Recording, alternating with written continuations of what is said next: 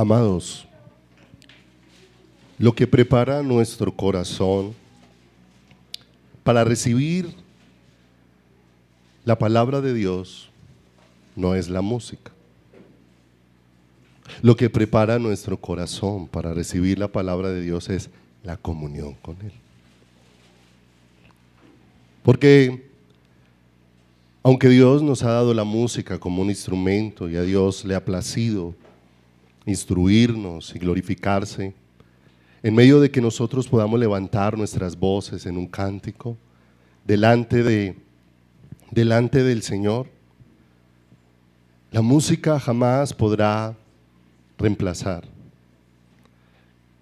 Y la música jamás podrá hacer en media hora lo que hace una relación directa de tu corazón con el corazón de Dios. Porque a eso hemos sido llamados y para eso hemos sido escogidos. Entonces no significa que desechemos la música en ninguna manera. A Dios le plació, Dios diseñó la alabanza en medio de su pueblo, Dios nos ha permitido proclamar, aun cuando cantamos su carácter, sus proezas, sus maravillas, los actos excepcionales que Dios puede hacer de una manera sobrenatural. Y que nosotros, en la medida que vamos madurando, vamos entendiendo con el corazón qué es lo que Dios está buscando de cada uno de nosotros. Dios no está buscando tu billetera.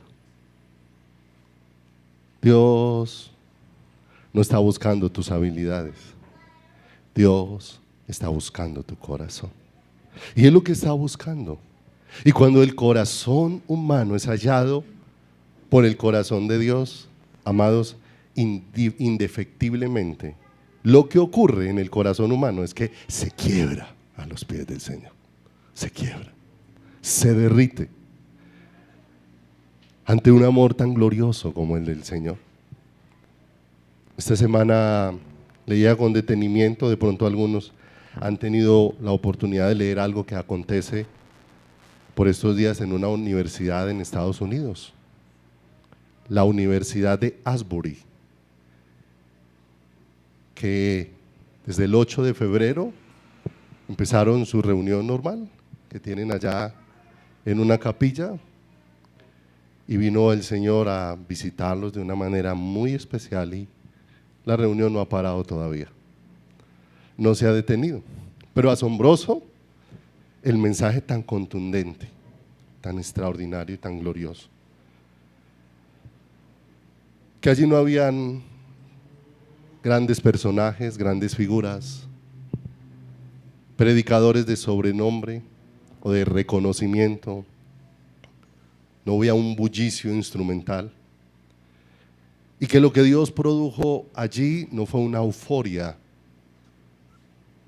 ni un mover emocional. La manifestación de Dios ha puesto a todos esos jóvenes de rodillas y han estado allí postrados, confesando su pecado, arrepintiéndose y adorando. ¿Se da cuenta lo que es ser cristiano? ¿Se da cuenta lo lejos que la iglesia está de un avivamiento? Nosotros creemos que avivamiento es una bullaranga que hicimos durante 2 horas y que como brincamos en el culto, entonces eso fue avivamiento, ¿cierto? Y por más que brinques, eso no te sacude el peso del pecado. Necesitamos realmente un avivamiento que produzca arrepentimiento en nuestro corazón. Por eso les decía, una revelación de Cristo hace que tú y yo nos quebremos a los pies del Maestro. Y nos quebramos, es en un reconocer profundo que nuestra vida lo necesita a Él. Por eso, amados, nosotros no venimos un domingo a escuchar de Cristo. Tú y yo venimos y nos reunimos a escuchar a Cristo, que es diferente. A escuchar que el que me está hablando no es un pastor, el que me está hablando es Dios. Porque lo único que nosotros hacemos es transmitir las palabras de ¿quién? Las palabras de Dios. No son las palabras ¿qué? Nuestras. Son las palabras del Señor. Que Dios muchas veces nos da la gracia y nos da la sabiduría de poder colocar el sentido, de poder con su dirección, poder traer claridad sobre muchas cosas. Pero aún tanto la palabra como la explicación tienen una única fuente. Esa fuente solamente es el Señor Jesucristo.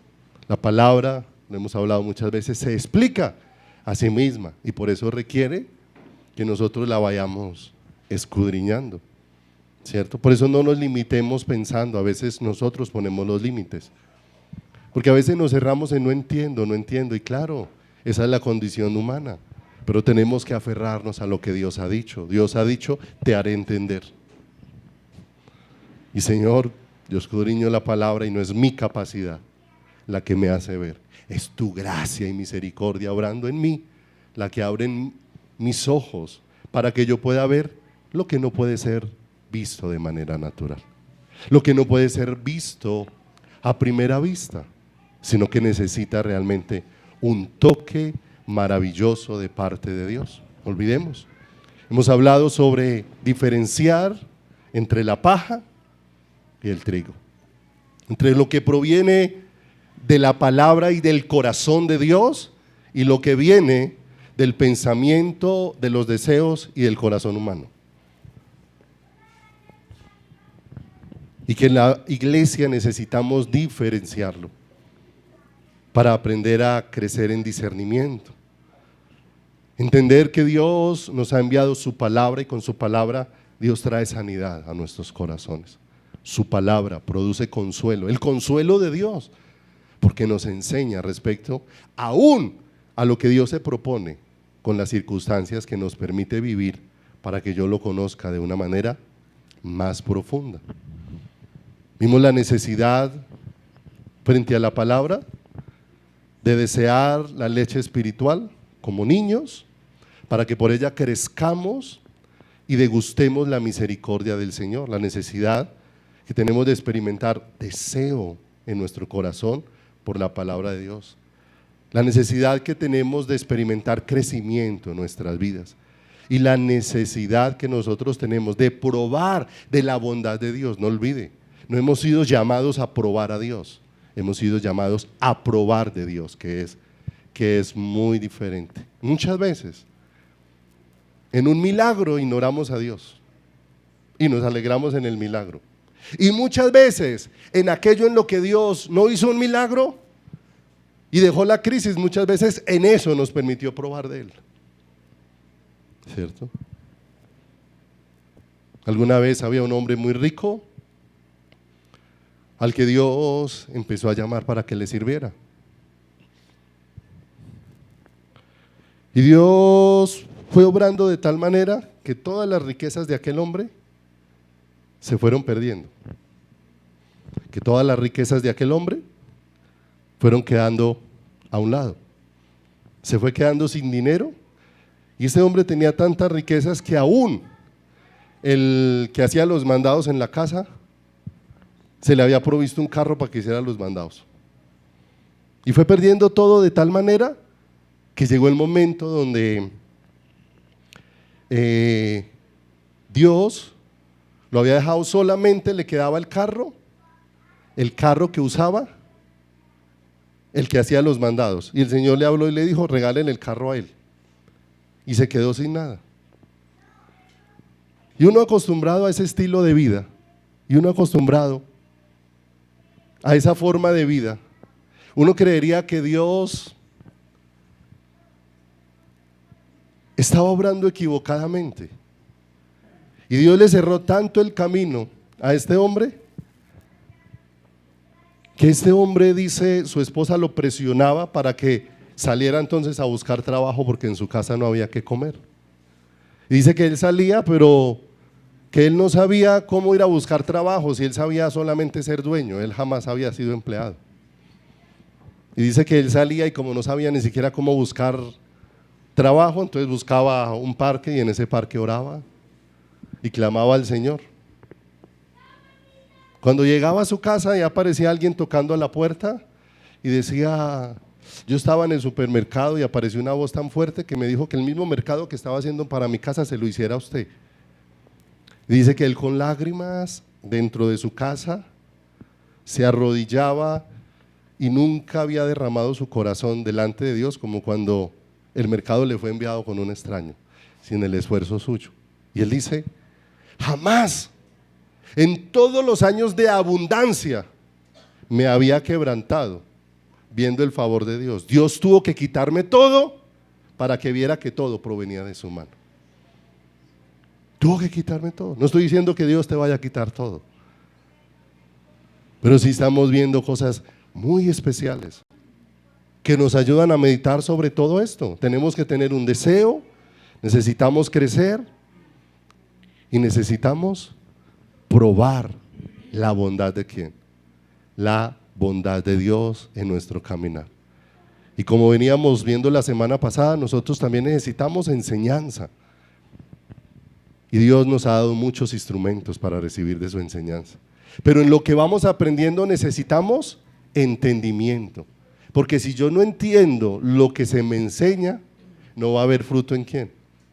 No va a haber fruto en mi vida. Porque Dios desea que todo aquello que me enseña pueda ser llevado a la vida práctica. Porque Dios no es un Dios de teorías. Dios es un Dios que nos va enseñando, ¿cierto? Y de una vez nos va llevando a que nosotros ¿qué? Practiquemos. A que nosotros entendamos de una manera muy especial cómo Él va obrando en todas las áreas de nuestras vidas con su precioso poder, gracia y misericordia. Acompáñeme allá a Juan capítulo 20, por favor. Juan capítulo número 20, en el versículo número 31. Juan 20, en el versículo número 31. Y aquí hay cosas muy importantes, amado, que hoy podamos llevarnos en el corazón. Porque no olvidemos que Dios viene obrando para sacarnos de todos nuestros esquemas. Y es lo que va haciendo con su palabra. Va rompiendo las fortalezas que hay aún en nuestra manera de pensar como creyentes. Porque hay cosas que tenemos como creyentes que se han establecido en nosotros, pero que muchas veces en ellas no hay luz de Dios, porque tal vez no hemos buscado al Señor. Juan 20, 30 y 31 dice: hizo además Jesús muchas otras señales en presencia de sus discípulos, ¿cierto? Por ahí en el libro de los Hechos dice que si todas las cosas que Jesús hizo hubiesen quedado escritas, no cabrían los libros para poder apuntar todo lo que Él hizo. Dice, las cuales no están escritas en este libro, verso 31, pero se han escrito con un propósito. Mire lo hermoso. Y ahí habla de dos aspectos muy especiales del corazón de Dios. Pero se han escrito para que creáis en ¿quién? En Jesús. Y que Jesús es el Cristo, el Mesías enviado por Dios. Pero a su vez para que creamos que Jesús también es el Hijo de ¿quién? El Hijo de Dios. ¿Y para qué creyendo? Para que creyendo en Él tengamos ¿qué? Vida eterna en su nombre. Y esto es hermoso, porque hay un amuleto que tiene que tener un cambio en nuestras vidas, dejar de ser un amuleto y poder tener entendimiento de cómo Dios lo ha dispuesto. Porque cuántas cosas nosotros hacemos en el nombre de Jesús, ¿cierto? Pero el nombre de Jesús se ha vuelto para la iglesia un amuleto. Como que es como un amuleto para la iglesia. Va a sonar feo lo que le voy a decir, pero así lo usamos. El nombre de Jesús se volvió como un amuleto de la suerte para el creyente. O sea, como que si yo voy a hacer algo y le pongo el nombre de Jesús, como que eso ya me da una garantía de que eso sí pueda ¿qué? Suceder, ¿cierto? Nos decía la semana pasada, uno llena un formulario para un crédito y le mete la mitad del formulario mentiras. Pasa el formulario y lo pasa en el nombre de Jesús, ¿cierto? Y le pone ese sello creyendo que ponerle en el nombre de Jesús significa que sobre todas esas mentiras viene el respaldo de Dios, ¿cierto? Por alguna razón salió aprobado el crédito y entonces le damos gloria a Dios. Y entonces estamos convencidos como que Dios sí aprueba las mentiras. Como que Dios sí aprueba que yo diga lo que no debo ¿qué? y me voy metiendo por un mundo erróneo. Porque aquí dice, para que creyendo tengáis vida en su nombre. Y nosotros tenemos que pensar algo. Para nuestra cultura, si somos sinceros, el nombre no tiene mayor significado. Que cuando empezamos a ser cristianos y empezamos a ver que los nombres en la Biblia tenían un significado, empezamos a buscar qué significaba el nombre de uno. Pero usted no mira a una persona por el nombre, inmediatamente usted identifica muchas cosas de esa persona solo por el nombre. ¿Cierto que no? Porque para nuestra cultura eso no es común. Es más, muchas veces los nombres de nuestros hijos, de muchos de nosotros, los sacamos de la Biblia y los pusimos a cada uno de ellos. Pero lo hicimos más por un gusto religioso que porque entendiéramos el verdadero significado de eso. Entonces creímos que nuestros hijos iban a ser más espirituales y les poníamos Juan David, se le pondríamos Pedro José, si le poníamos nombre de ese estilo, ¿cierto? Moisés, ¿cierto? Y como hay algunos nombres que no nos suenan tan espirituales, pues por eso no le ponemos al chino Caín, ¿cierto? No suena como, ¿cierto? Hay otros que tampoco le ponemos Saúl, no suena, ¿cierto? Pero realmente, si somos sinceros, para nosotros los nombres no tienen significado. Hemos cogido un poquito por lo que hemos aprendido de la palabra, pero aún le pusimos los nombres a nuestros hijos, pero no miramos a nuestros hijos a través de eso que les pusimos. Pero en la cultura judía es muy diferente. Para los hebreos no es solo una expresión de cómo se llama la persona. Para nosotros solamente nos sirve para identificar a quién, a alguien. Para ellos iba mucho más profundo. El nombre significaba poder tener una relación directa con esa persona. Porque ese nombre revelaba la esencia, el carácter, la personalidad de ese que llevaba ese nombre. Revelaba todo ese tipo de cosas. Y para que eso implicara todo ese tipo de cosas, el nombre significaba tener una relación de intimidad para poder conocer quién estaba detrás de ese nombre. En los hombres de la Biblia encontramos algo. Los nombres de algunos hombres de la Biblia revelaban aspectos del carácter de esos hombres. Recordemos solo algunos ahí de pasón. Abraham, antes de agregarle la H y la A intermedia, Abraham significaba padre enaltecido, hablaba de la condición que había en su carácter. Jacob, engañador, usurpador. Por allá había uno que se llamaba Nabal, ¿cierto? Cuyo nombre significaba necio o insensato. Y fíjese que el nombre tenía que ver mucho con el carácter, la naturaleza de la persona. Para algunos el nombre era así, pero encontramos que para otros el nombre lo que expresaba era la obra que Dios había hecho o la obra que Dios estaba haciendo. José puso nombre a sus hijos. Su primer hijo, llamado Manasés, cuyo nombre significaba Dios me ha hecho olvidar todo el dolor de la casa de mi padre. En alguna versión dice Dios me ha sacado todas las angustias del corazón y todo el dolor que dejó mi familia dentro de mí. Recuerde que había sido vendido. De manera que ese nombre tenía un significado respecto era a la obra que Dios había hecho. El otro hijo de él se llamaba Efraín, que significaba Dios me ha hecho dar fruto en la tierra donde fue afligido, en la tierra de mi aflicción. Y hablaba nuevamente ese nombre de la obra de Dios en ese corazón. Pero cuando hablamos del nombre de Dios, el nombre de Dios sí significa todo lo que Dios es. Todo lo que Dios es. Porque el nombre de Dios nos habla de todo lo todopoderoso que Él es, de su misericordia, de su bondad, de su fidelidad. Nos expresa todo su carácter, toda la capacidad que hay en ¿quién? Que hay en Él. Los nombres de los hombres, como vimos el primer ejemplo, expresan toda la condición de pecado que hay en el hombre. Los nombres de los otros, como Efraín y Manasés, expresan la obra que Dios ha hecho en el hombre. Pero el nombre de Dios expresa lo que Dios es.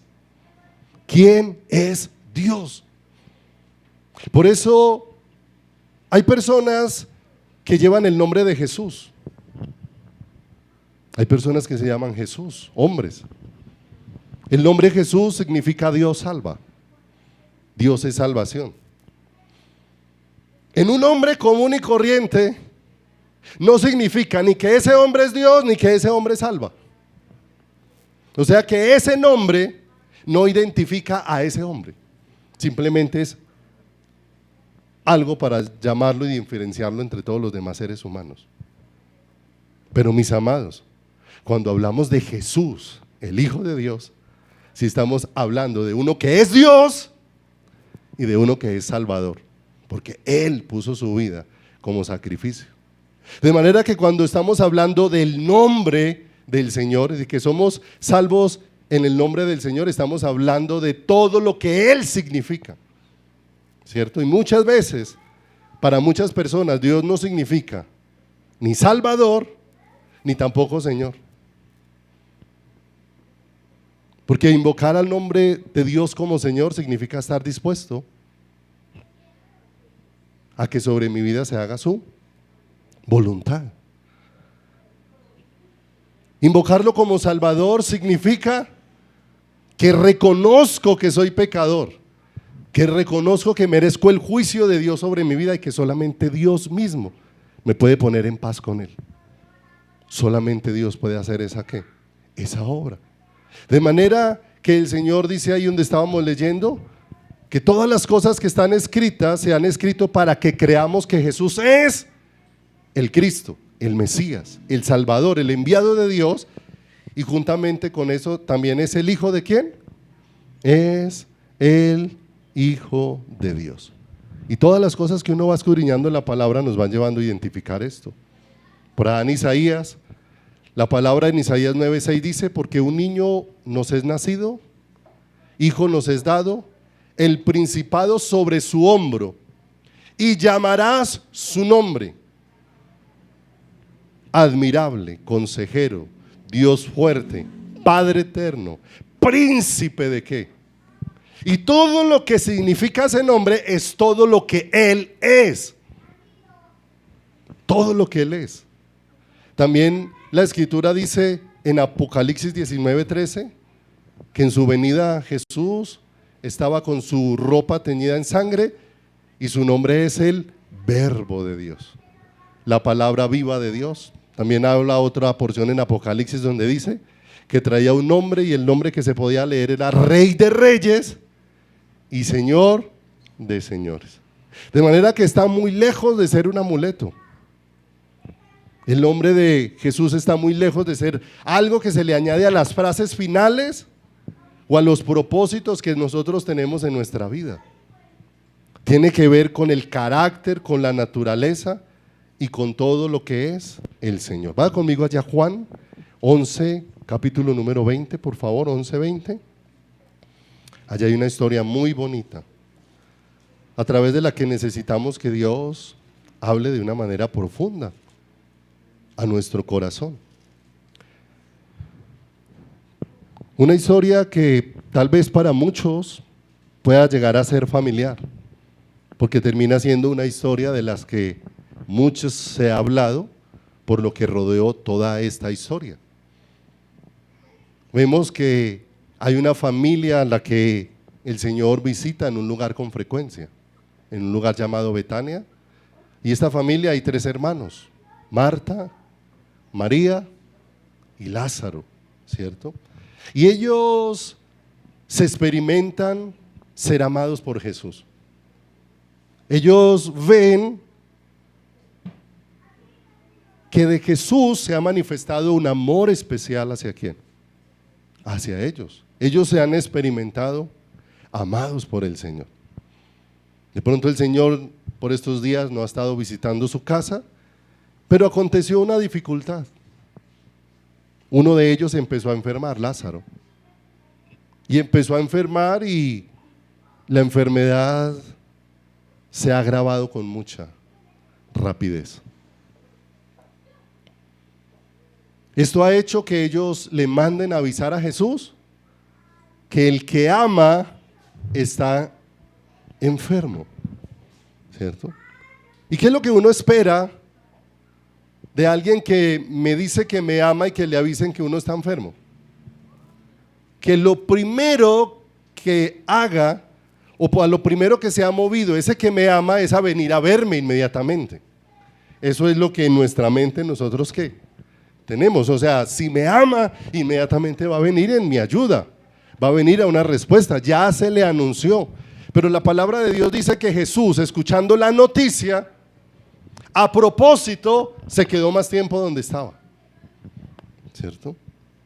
Y eso suena como raro al pensamiento humano, ¿sí o no? Esa ya es como una situación para uno quedar como ofendido con Jesús. O sea, pudiendo venir, pudiendo responder, que a propósito se haya demorado y se haya quedado, es algo que muchas veces se nos hace difícil ¿qué? Entender. Y eso lo vivimos a diario en nuestras vidas.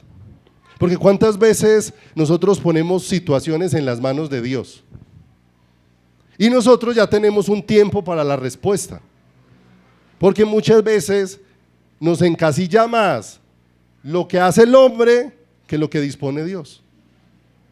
Ay, es que tengo que tomar esa casa y si no la tomo ya y necesito que Dios me responda.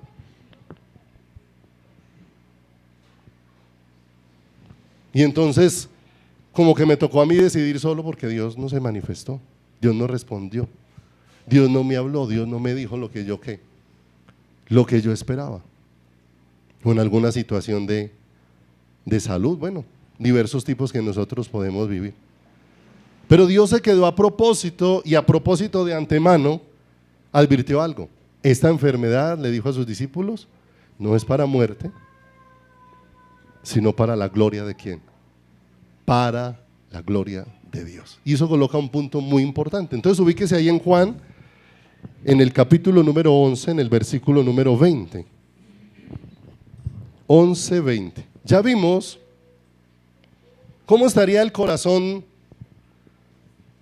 de alguien que esperaba que el que le amaba llegara a tiempo y no vino, pero después apareció fuera de tiempo. ¿Fuera de tiempo para quién?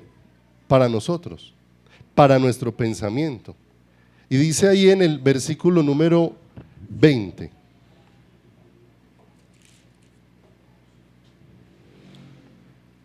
entonces Marta, cuando oyó que Jesús venía, salió a encontrarla. Pero María se quedó ¿en qué? En casa, ¿cierto?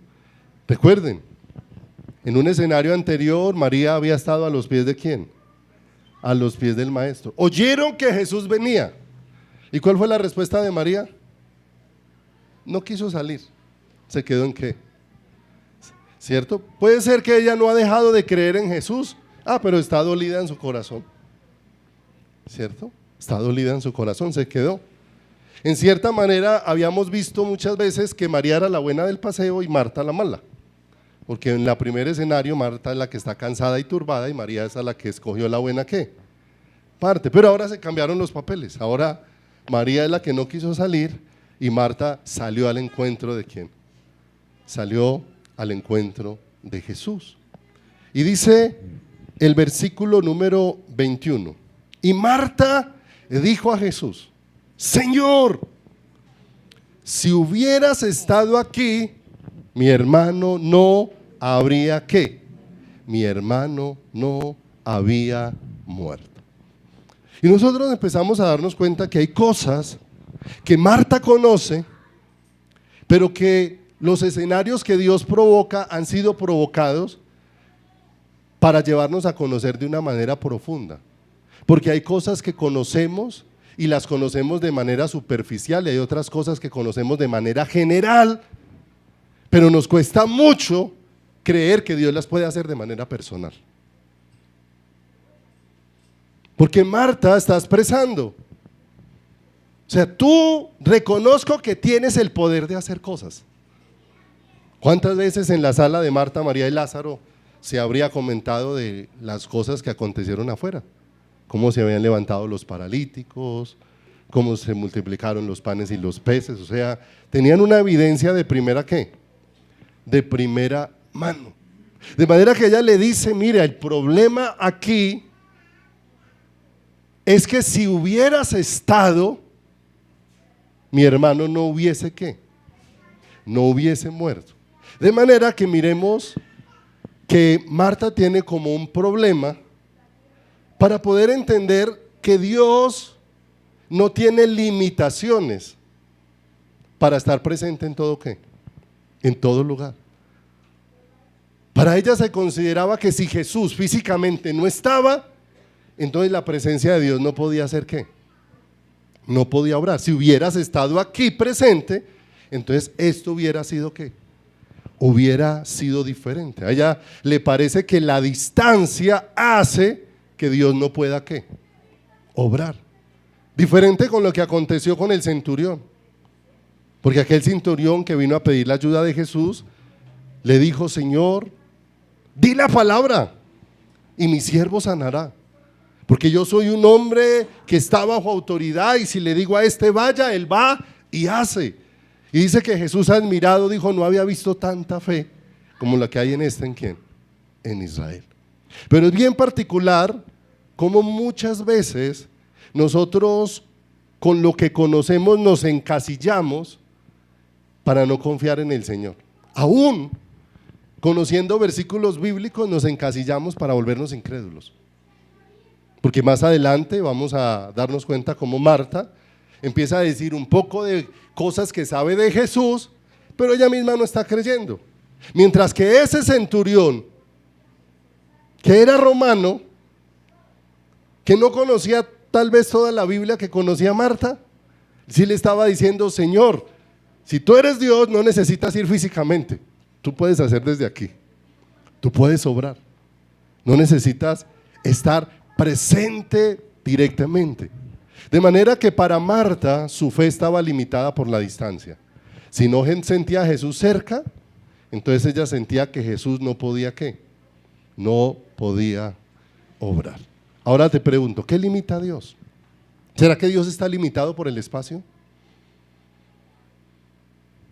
¿Será que Dios está limitado por el tiempo? O sea, si hubieses venido hace 2 días o 4 días antes, ¿cierto? ¿Dios está limitado por el tiempo? Pero nosotros lo vivimos muchas veces así. A veces sentimos como que hay cosas que limitan nuestras vidas para poder creer ¿en quién? Para poder creer en el Señor. Y eso nos lleva a entender por qué nuestra fe necesita crecer y cómo nuestra fe necesita ser aumentada en nuestro corazón, aumentada en el sentido de que podamos entender para poder tener confianza en el Señor. Porque amados, ten en cuenta esto, la fe no crece viendo milagros, la fe crece solo conociendo a Jesús. No olvide esto, la fe no crece viendo milagros, la fe crece conociendo a Jesús. Porque cada uno de nosotros con toda seguridad tiene muchos milagros para contar, muchos milagros. Pero también tenemos para decir cómo muchas veces la incredulidad nos ha golpeado de una manera fuerte después de haber visto tantos milagros. ¿Cuántos milagros vio Israel para salir de Egipto? Muchísimos. Y cuando estaban en el desierto se preguntaron, ¿está Dios con nosotros o no está? ¿Cierto? Y así nos ha pasado a nosotros. Muchas veces hemos visto la mano de Dios, pero en ciertas circunstancias nos hemos preguntado si Dios sí está o no está con nosotros, porque la fe no crece mis amados, viendo milagros. Y eso no nos quita que Dios hace milagros. No estamos diciendo que Dios no obre de una manera sobrenatural. Esa es la esencia, la naturaleza de Dios. Pero los milagros no producen fe. Lo que produce fe es crecer en conocer. No olvidemos, el que crea que el Cristo es el Mesías y que es el Hijo de ¿quién? Y que es el Hijo de Dios. Los discípulos montaron en una barca y bogaron mar adentro. En aquella barca, en una de las esquinas de la barca, ¿qué hizo Jesús? Se echó un sueñito. Allá se recostó, se durmió y se levantó una gran ¿qué? Una gran tormenta. Es un escenario similar, comparémoslo con otro escenario. Jonás se subió en una barca. Se metió dentro de la barca, dice la escritura, se echó a dormir. Mientras los de la barca estaban luchando con una tormenta. ¿Cierto? Los de la barca de Jonás bajaron y lo despertaron y dijeron: ¿qué tienes, dormilón? Pero despertar a Jonás no cambiaba mucho el asunto, porque Jonás no tenía ninguna capacidad de poder aplacar la tormenta. Pero los discípulos, en presencia de Jesús, consideraron que Jesús no estaba teniendo cuidado de ellos, y ahí lo están viendo presente. Lucharon contra la tormenta y después despertaron a Jesús con un reclamo: no tienes cuidado de ¿quién? De nosotros. Dice que Jesús se paró y de una vez se calmó absolutamente ¿qué? Todo. Se calmó la tempestad, se calmaron las olas, todo se apaciguó. Pero aquel día desnudó algo muy fuerte en el corazón de los discípulos. El Señor les dijo, nuevamente les recriminó su poca ¿qué? Su poca fe. ¿Cuántos milagros ya habrían visto los discípulos? Pero el asunto es que la fe crece conociendo a Jesús, sabiendo quién es Él, no viendo milagros. Y cuando vieron ese asunto por primera vez, empezaron a tener una inquietud en su corazón: ¿quién es este? Que aún el viento y el mar le obedecen, ¿cierto? O sea, ¿quién es este que hace estas cosas tan extraordinarias? No olvidemos, es conociendo a Jesús que crece la fe. Más adelante, en el libro de Marcos se narra que el Señor nuevamente los embarca. Súbanse todos a la barca, vayan y nos vemos al otro lado. Yo más rato los alcanzo. El asunto es que en la imaginación de ninguno estaba cómo Jesús los iba a alcanzar. Y mientras ellos navegaban a medianoche, Jesús alcanzó la barca caminando sobre las aguas. No pagó una barca expresa para que alcanzara la otra, venía caminando sobre las aguas. Al principio se asustaron creyendo que era un fantasma, hasta que el Señor les dijo: soy yo. Qué asunto extraordinario, están viendo un milagro. ¿A quién habían podido haber visto en esa dimensión?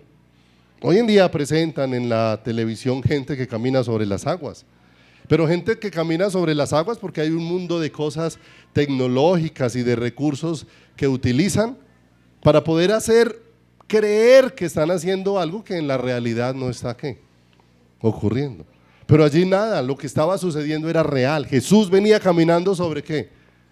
Sobre las aguas. Pedro sale y le dice: si eres tú, manda que yo vaya a ti sobre las aguas. Y el Señor lo invitó. Pedro se bajó y empezó a caminar. Otro milagro extraordinario. Jesús no solamente tenía el poder de caminar sobre las aguas, sino de poner a caminar a otros sobre las aguas. Y empezó Pedro a venir ¿hacia quién? Hacia Jesús. Pero que se había levantado allí una tormenta. Y dice que el fuerte oleaje y el viento hizo que Pedro quitara la mirada de Jesús y empezó a hundirse. Se hundió en el agua. Y parado en el agua, Jesús le extendió la mano y sacó a Pedro y lo subió a la barca. Dice que cuando desembarcaron, todos empezaron a tener un asombro y dice: creemos que este verdaderamente es el Hijo de Dios. Y cuando dijeron eso, dice que cayeron postrados y le adoraron. Porque no olvidemos, la adoración jamás será producida por los milagros. Los milagros pueden producir euforia, pueden producir gritos de júbilo, pueden producir un momento emocional, pero jamás van a producir adoración. Porque la adoración tiene que ver con una profunda admiración de quién es Dios. Que fue lo que le ocurrió a Moisés y lo hemos estudiado allá en Éxodo 34 en adelante. Cuando el Señor le da respuesta al clamor de Moisés, de dejarle ver su gloria. Y cuando vio su gloria, Dios mismo le reveló a Moisés quién era él: misericordioso, tardo para la ira. Y cuando él escuchó todo eso y vio todo eso, dice que cayó postrado y adoró. En todos los milagros Moisés no cayó postrado y adoró, pero cuando Jesús se dejó ver, cuando Dios se dejó ver, allá cayó postrado ¿quién? Moisés. Y ahora cuando ellos empezaron a ver quién era Jesús, este verdaderamente es el Hijo de Dios, como dijo el centurión allá en la crucifixión, se quebró su corazón cuando pudo ver que él, cuando sus ojos fueron abiertos para poder decir también: este verdaderamente es el Hijo de ¿quién? Es el Hijo del Señor. De manera que la situación a la que está llevando el Señor a Marta es para que Marta conozca de manera personal, porque qué fácil es decir. No olvidemos, a veces tenemos fe general. ¿Cuántas veces uno le dice a otros o a muchos? Alguien le contó un problema y usted ¿qué le dice? Confíe en el Señor. Dios es bueno. A los que aman a Dios todas las cosas ayudan a bien. Hasta que usted está metido entre el problema, y cuando usted está metido en el problema ya esa frase no le suena. Ya no le suena que a los que aman a Dios todas las cosas ayudan a bien. Ya no le suena confíe en el Señor, ¿cierto? Entonces nos damos cuenta que de manera general lo hablamos, pero cuando se trata de los asuntos personales, nos cuesta mucho aceptarlo dentro de nuestro corazón y dentro de nuestras vidas. Nos cuesta mucho poder asimilarlo. Cuando los discípulos empezaron a conocer quién era Jesús, entonces empezó a cambiar muchas cosas dentro de su corazón y muchas cosas dentro de su vida. Vuelva allá, Juan, por favor.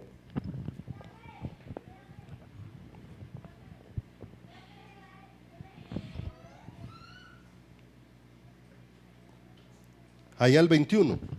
Y Marta dijo a Jesús: Señor, si hubieses estado aquí, mi hermano no habría muerto. Pero en el verso 22 mira lo que también sabe Marta, y dice: mas también sé ahora que todo lo que pidas a Dios, Dios te lo. O sea, también sé que lo que tú puedas pedir tendrá respuesta. Recibirá una respuesta de parte de Dios. Entonces Jesús le da una respuesta frente a lo que está diciendo Marta. Marta está diciendo: si tú le pides algo a Dios, con toda seguridad que Dios a ti sí te responde. ¿Estaba diciendo algo cierto? Entonces miren la respuesta de Jesús: tu hermano, verso 23, tu hermano, ahí vino la respuesta. Ah, bueno, entonces si crees que lo que yo pida al Padre, el Padre lo va a hacer, entonces tu hermano resucitará. Y aparecen los peros de Marta, porque dice el verso número siguiente, verso 24. Marta le dijo: yo sé que resucitará en la resurrección en el día que. Ah, bueno, mire cómo Marta está poniendo con la misma Biblia resistencia a lo que Dios quiere hacer. El Señor le está diciendo: tu hermano resucitará. Y ella se fue con la Biblia para decir: claro. Ella se fue a otro escenario diferente al que el Señor le estaba ¿qué? Mostrando. Yo sé que resucitará en el día ¿qué?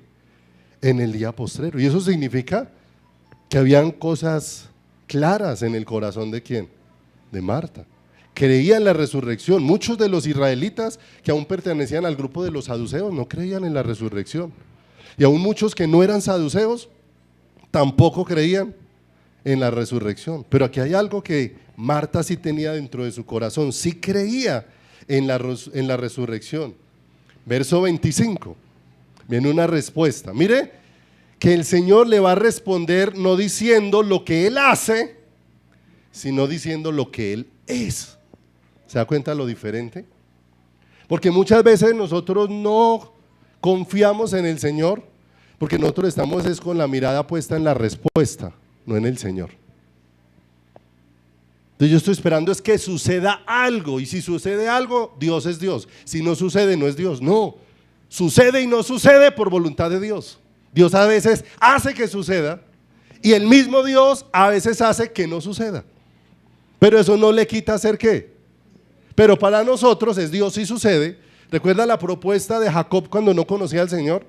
Allá en Betel. Dios le permite tener un sueño y ve una escalera desde el cielo hasta la tierra, y él se despierta asombrado porque este lugar no es otra cosa sino que casa de Dios. Pero ayer le hace una propuesta a Dios. Si me va bien, si me bendices, si me das pan para comer, vestido para vestir, serás mi Dios. O sea que en pocas palabras, ganes el lugar. O sea, gánese ser Dios. ¿Sí o no? La pregunta es, ¿tiene Dios que hacer eso? Pero ¿cuántas veces hemos esperado que lo haga con nosotros? O sea, Señor, demuéstreme que es Dios sanándome. Demuestre que eres Dios dándome mercado. Demuéstreme que eres Dios cambiando a mi esposo. Demuestre que eres Dios. Y ese demuestre ya nos pone en un punto de partida. Estamos llenos de incredulidad en nuestro corazón. Porque si realmente creemos quién es Él, Dios no nos tiene que demostrar absolutamente qué. Absolutamente nada. Pero a veces estamos esperando de esa manera. Jesús no le responde diciendo, pero yo lo resucitaré, escúcheme. Yo en un rato lo voy a ver vivo. No, Él no le habló de lo que Él iba a hacer, sino de lo que Él era. ¿Qué le dijo? Yo soy la resurrección y la vida. El que cree en mí, aunque esté muerto, y todo aquel que vive y cree en mí, no morirá eternamente. Y ahora le pregunta, ¿crees esto? ¿Cierto? ¿Crees esto? Porque no olvidemos, yo siempre, y no me cansaré de repetir esta frase, y que Dios nos ayude a todos a mejorar en eso, ¿cierto? Que para los cristianos, la frase que le suena más triste a un cristiano, la frase más pesimista es, tocó esperar en el Señor. Bueno, aquí no hay nada más que hacer, sino confiar en el Señor. O sea, como que en pocas palabras, yo soy el más de malas. Yo soy el más de malas que me tocó esperar en quién. ¿No le parece esa una frase muy triste para un creyente? Cuando que a nosotros nos corresponda, si se nos cierran todas las puertas solo para esperar en el Señor, se nos ha puesto el camino de oro. Pero a nosotros no nos gusta ese camino. A nosotros nos gusta tener al Señor. ¿Usted ha visto que en los negocios, los que hacen negocios dicen que hay que guardarse un as bajo la manga? Si no muestre todas las cartas, guárdese un as bajo la manga, ¿cierto? Que es el as como para que si se va a dañar todo, usted saca eso para que no se le dañe el negocio. Y así es que la gente quiere considerar a Jesús, como que yo intento esto, lo hago allí, intento con aquello, pero si ya veo que nada me funciona, entonces saco el as debajo de la manga, Dios. Y eso es triste porque eso evidencia que no conocemos a quién, que no conocemos al Señor, que no conocemos a Dios. Y que lo que el Señor está haciendo de una manera tan hermosa con Marta es, con medio de la situación que ha permitido, el Señor le va a decir, Marta, era necesario que yo me demorara 4 días para que tú hoy conozcas cosas de mí que no habías conocido antes. y que no conocerías en otro escenario. Y la pregunta es, o sea, Señor, ¿fueron necesarios 4 días de dolor? 4 días de lágrimas, 4 días de tristeza. Y la respuesta del Señor, si es para que entiendas lo que te voy a mostrar hoy, sí. ¿Cierto? Porque tal vez ahí cualquiera dice, no, pero para Marta fácil, 4 días. Pero yo que llevo 4 semanas. 4 semanas con este dolor. Y el otro dice, no, eso no es nada, yo llevo 4 meses. ¿Cierto? Y el otro dice, eso no es nada, yo 4 años con esta situación económica. Y el otro saca pecho y dice, eso no es nada, yo 40 años en este matrimonio.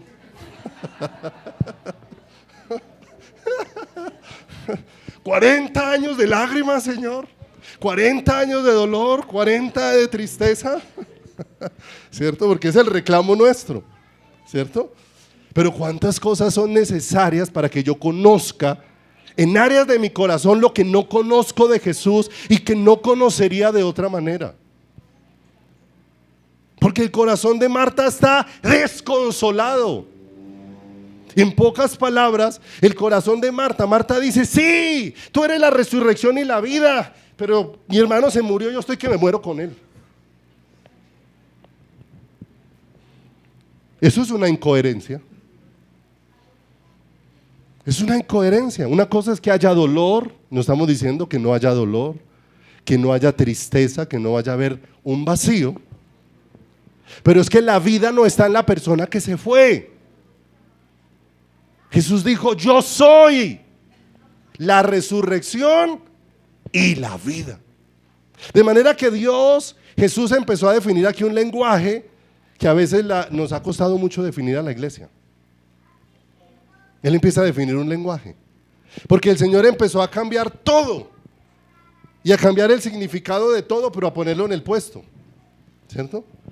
Porque el concepto que nosotros tenemos de muerto es otro, y el concepto que nosotros tenemos de vivo es otro, y Jesús vino a poner en orden los conceptos. ¿Cuál es el concepto de muerto para nosotros?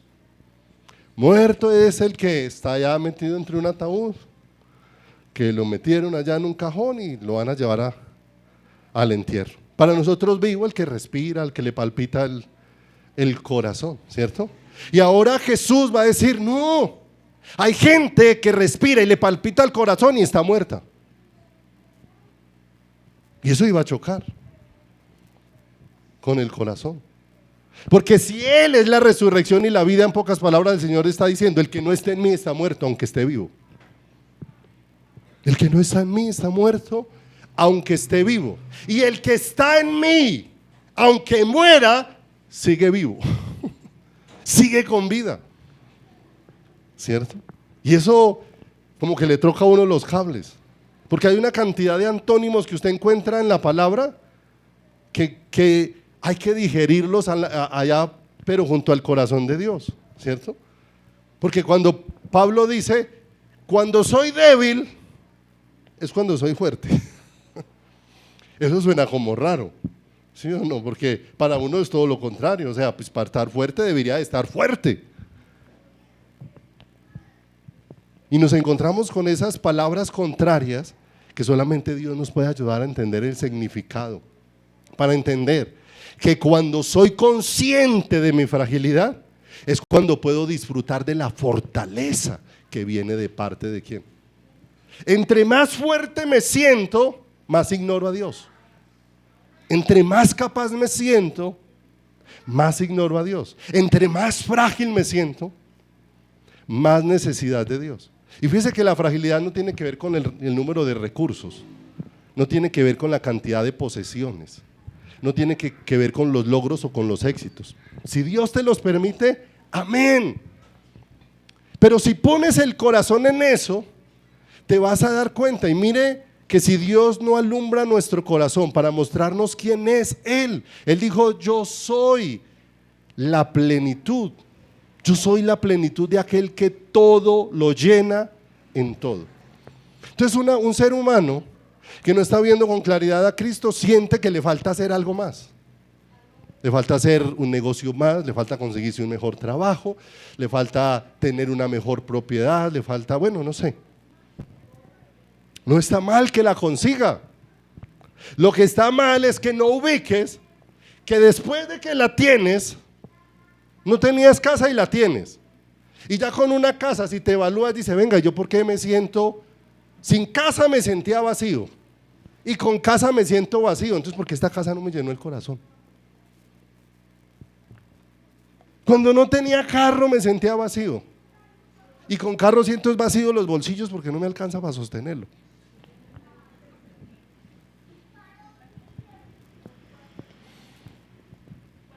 No tenía estudio y ahora tengo carrera, magíster, especialización, bueno, doctorado.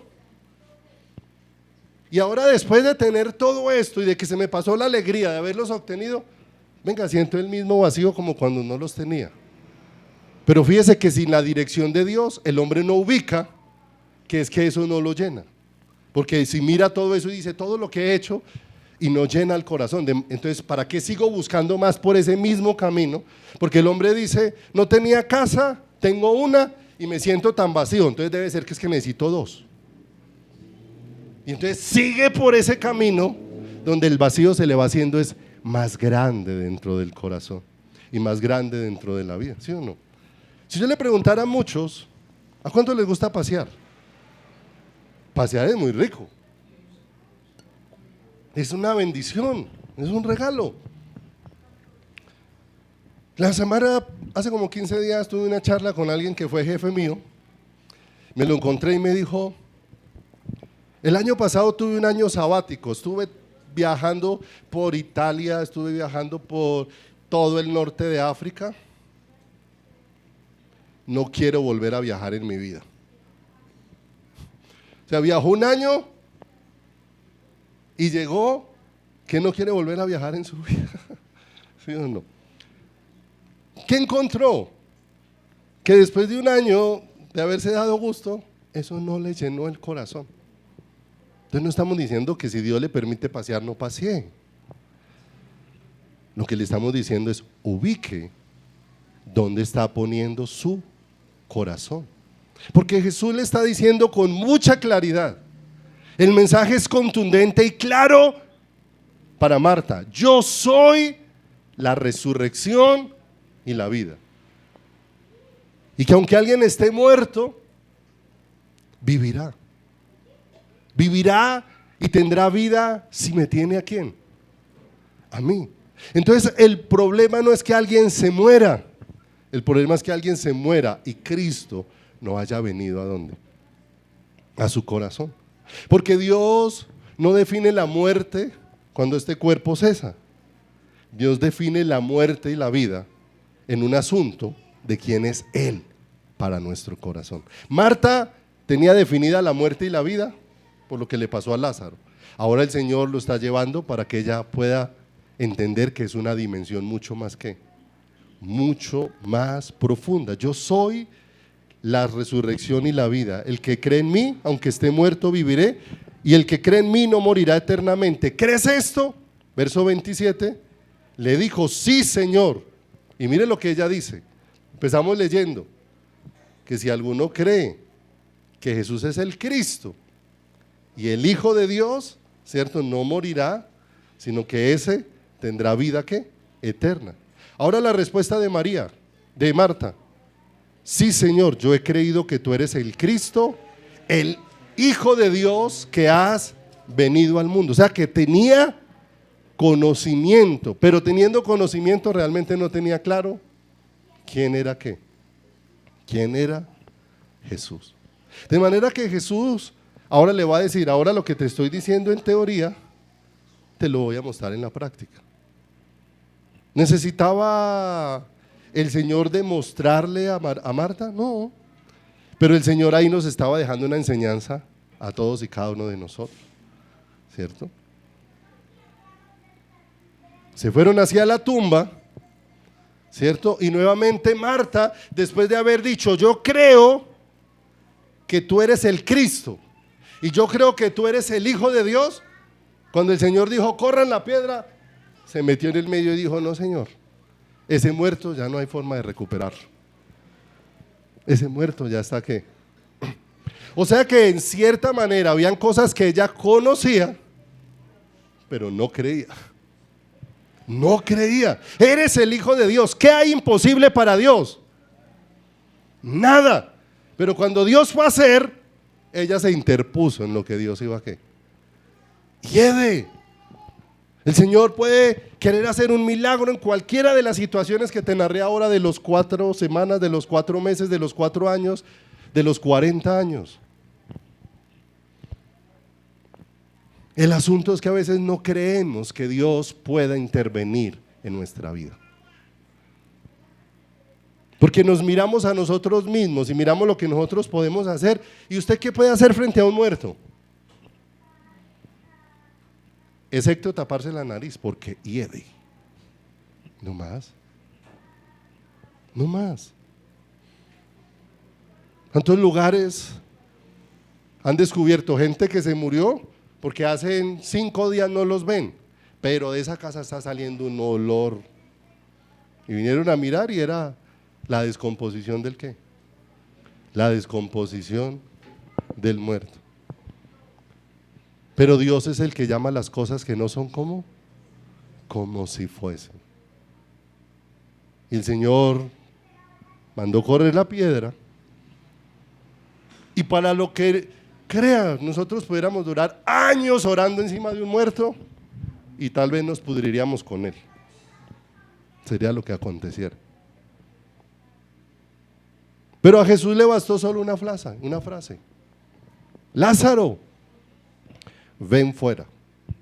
Y alguien dijo que el Señor tuvo que ser tan específico que si el Señor no hubiera aclarado solo Lázaro, todos los muertos que habían enterrado y se habían parado. Tuvo que ser específico. Lázaro, ven qué.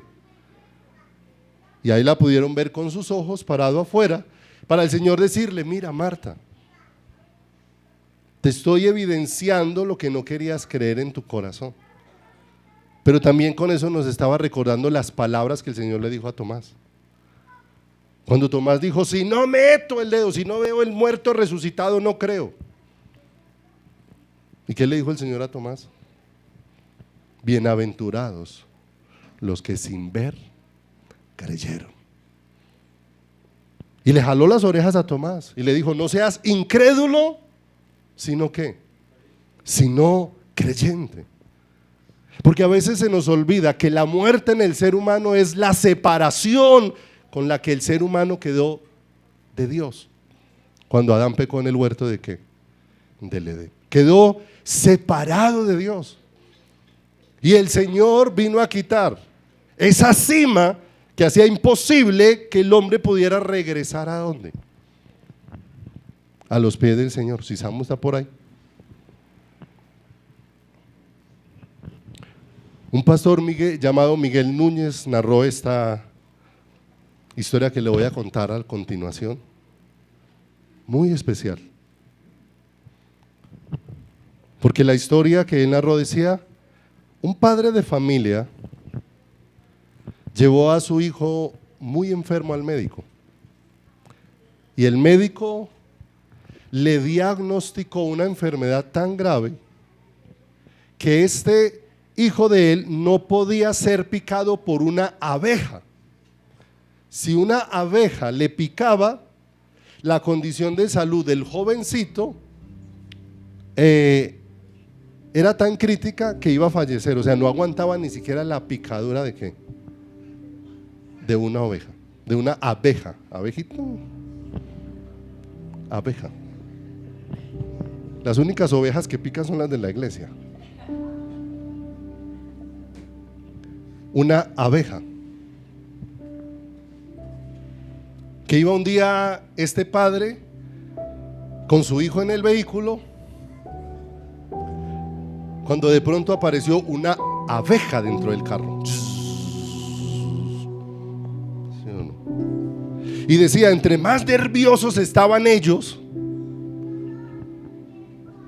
más excitada estaba la oveja a buscar la abeja donde picar.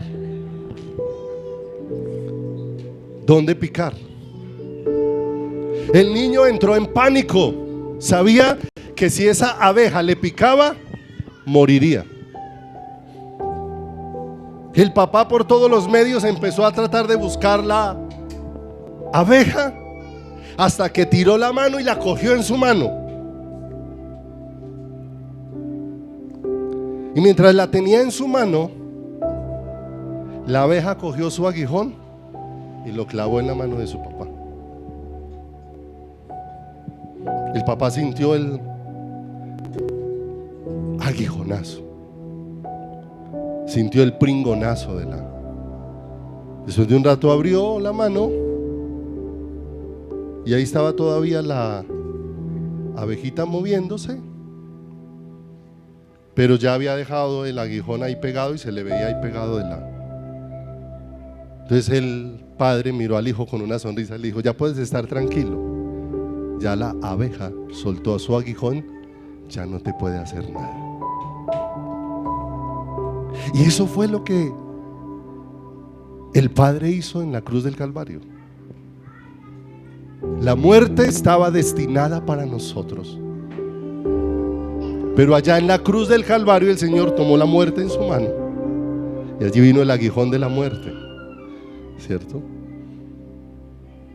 Y el Señor con su poder venció el pecado y la muerte, y después abrió su mano y extendió su misericordia sobre todos nosotros, para que ahora nosotros podamos darnos cuenta que el Dios de todos los cielos, que entregó su vida, no solamente la entregó para salvarnos, sino para sustentarnos todos los días, pero está obrando nuestra fe, para que entendamos que no es el Dios del libro, no es el Dios que está narrado en una historia aquí. El Dios que está expresado aquí es el Dios que hizo el universo, el Dios que te formó en el vientre de tu madre, el Dios que le dio forma a tu vida, el que sopló aliento, el que te recibió cuando naciste, el que te ha cuidado cada uno de los días de tu existencia, y el que ha dicho: yo soy la resurrección y la vida. El que cree en mí, aunque esté muerto, vivirá. Y la muerte, como explicó hace unos días el pastor cuando enseñó, ¿por qué temer la muerte? La muerte solamente debiera de ser temida por el que no está en Cristo, porque la muerte para el que no está en Cristo será enfrentarse a la eterna separación de Dios. Y enfrentarse a la eterna separación de Dios será estar en un lugar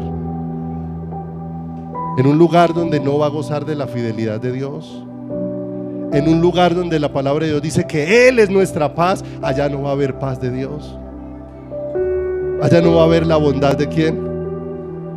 No va a haber la bondad de Dios, allá no va a estar la luz de Dios. Por eso el infierno es identificado con las tinieblas, con un lugar donde la luz no está.